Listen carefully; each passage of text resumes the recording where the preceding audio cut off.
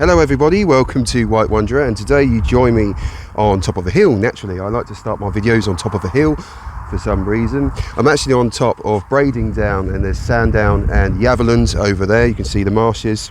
I'm actually out here filming for an upcoming project, but whilst in Rome, I thought I'd take a look at a rather interesting railway enigma which I came across recently. Now, regular viewers of the channel may have noticed I do like my books, especially publications on the Isle of Wight Railways, like this one, for example, by Maycock R.Silsbury.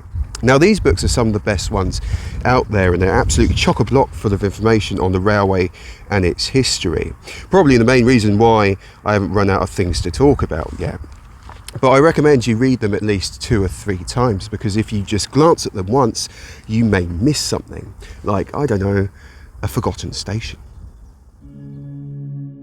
So how did I miss it then? Well, in my defence, for all the information given in great detail in this book, the station to which I allude to is mentioned merely once, in quite literally one sentence.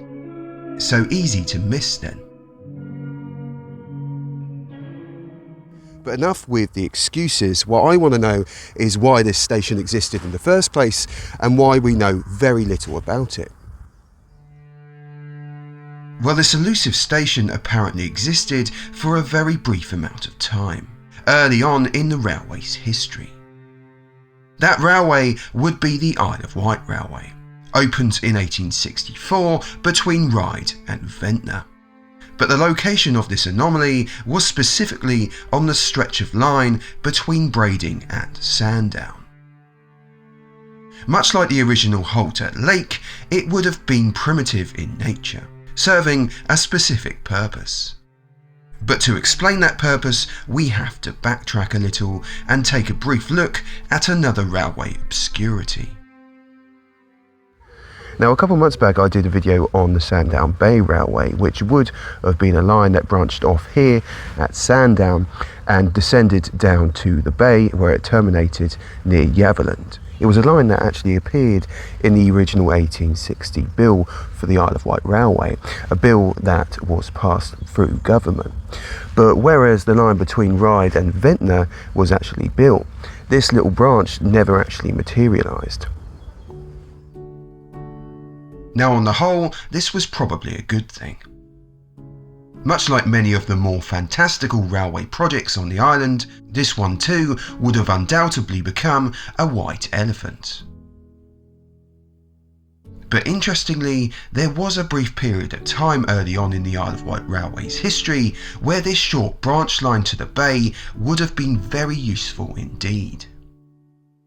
You see, in the summer of 1867, 3 years after the Isle of Wight Railway was actually completed, Sandown Bay played host to a military manoeuvres extravaganza, showcasing the best that Britain had to offer in terms of defence. It was an incredibly popular event, and naturally thousands of people travelled from all over Britain to come and see this spectacle. So the railway then must have been kicking themselves, because just 3 years earlier they had turned down the plans to build a line to Sandown Bay, the exact spot where the extravaganza was taking place. This then is where our mysterious halt comes in. With the railway having seemingly shot themselves in the foot, they decided to make the best out of a bad situation and built a temporary station as close to the bay as possible, while still being located on the existent railway line. And here we come back to that sentence. At the bottom of page 61 in the book is where this little nugget of information lay, and I quote, "During the summer of 1867, Sandown Bay was host to military manoeuvres, and the resulting traffic led to the provision of a temporary halt said to be at Yarbridge, but more likely it was at Morton Common." Presumably then, judging by the vagueness of that sentence, even mavericks such as Maycock R.Silsbury appear to have struggled to find much in the way of information on this structure. So where was it then? Well, as the author states, it was likely situated at Morton Common, and the more probable spot would be near the road bridge, seeing as this is the closest the railway comes to where the event took place. and also crosses the main road which leads to the bay. It does make sense then, but I'm not quite sure.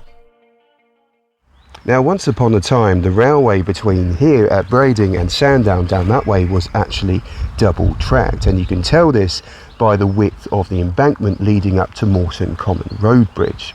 Of course, nowadays that double track has been taken out and replaced with a single line. But back when the railway was constructed in the 1860s, the embankment would have been smaller because it was built only as a single track. Therefore, if you wanted to build a platform, it would have been very difficult to build it up high on the embankment, as there wouldn't have been much room, unless you put it on stilts, for example, which is just a little bit silly. So I reckon the railway compromised and they actually built the platform a little further away to the north of Morton Common road bridge, where the embankment was shallower.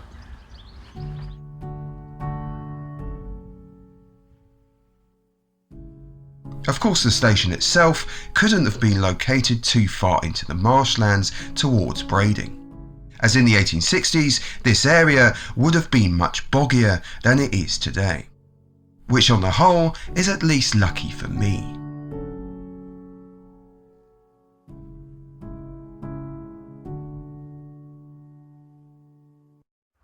And now, deep amongst the marshes, the railway line is just there, and about 150 metres or so down that way is Morton Common road bridge. But as you can see here, the embankment is much shallower, a lot lower down, and I reckon this is the spot where our forgotten station would have stood.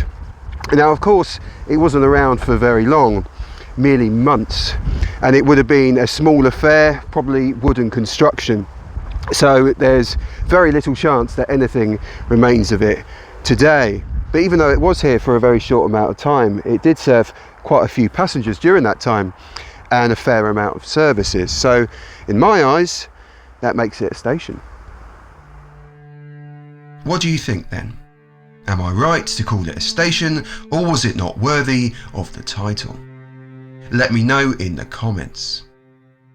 Before we wrap up, I want to briefly apologise for the slight lack of enthusiasm and energy in this week's video. As you can probably tell by the croak in my voice, I currently have an ongoing chest infection. Fingers crossed though, not for too much longer. And with that, as always, I hope you've enjoyed this video, and thank you very much for watching. See you again very soon.